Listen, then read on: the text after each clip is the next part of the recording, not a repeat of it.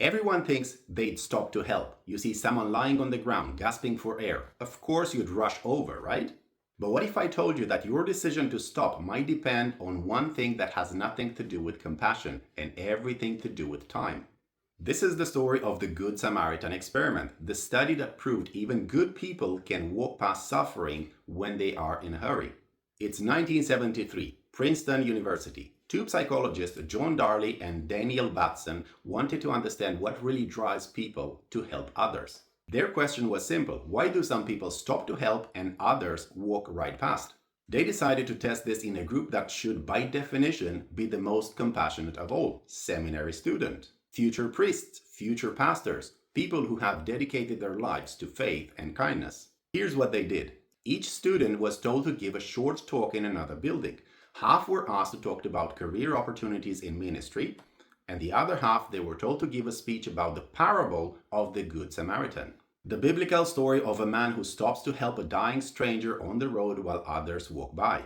It was the perfect setup, a study about compassion done on people who preach compassion, talking about compassion. But then came the twist. On the way to the building, each student passed through a narrow alley. And in that alley, lying against the wall, was a man, an actor, slumped over, coughing, groaning, clearly in distress. The question was simple: would they stop to help? But before sending them off, the researchers randomly assigned one more detail. Some students were told, "You are late, you better hurry, they are waiting for you." Others, they were told, "You've got a few minutes, but you might as well head over now." While others, they were told, "You are right on time." That's it. The only difference between them was the level of hurry. Then they were sent down the alley one by one. Here's what happened. When students were in no rush, almost 2/3 stopped to help the man. When they were in a moderate hurry, just over 1/3 stopped to help the man. But when they were told they were late, when the pressure of time kicked in, only 10% of candidates stopped to help. The conclusion was brutal. It's not our morals that fail first, it's our attention. Most people didn't ignore the man because they didn't care. They ignored him because their mind was locked onto the next task, the next deadline, the next expectation. When we're in a rush, our empathy shuts off. What this study shows is that moral failure doesn't come from evil, it comes from busyness. When your brain is in the go mode, your attention narrows. You stop scanning for human cues, faces, emotions, distress, and start thinking only in terms of obstacles and efficiency. In that mental state, even a person on the ground looks like a delay, a distraction, something in the way. And that's the scariest part, because these were not bad people. They were future priests. They knew the right thing. They just couldn't see it in that moment. It's the same reason car crashes when people text, or why someone can work in a hospital and walk past a patient crying. The human brain can't multitask morality and urgency at the same time. One always wins. And usually it's the clock. Let's bring this closer to home. How many times you said, "I'll check on them later," when you saw a friend post something that sounded like a cry for help? How many times have you thought someone else will help when you passed a homeless person or a fight on the street? How many times have you meant to call your parents back but didn't?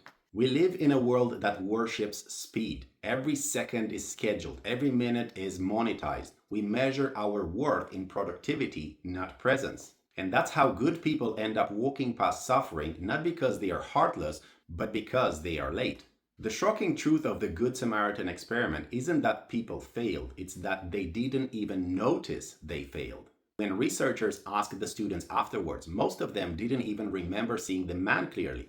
Their brain filtered him out like background noise. And that's the real danger, not cruelty, blindness. The human mind only sees what's looking for. If you're focused on deadlines, you only see clocks. If you're focused on kindness, you see people. Moral awareness isn't something you have naturally. It's something you have to choose again and again in every moment of distraction.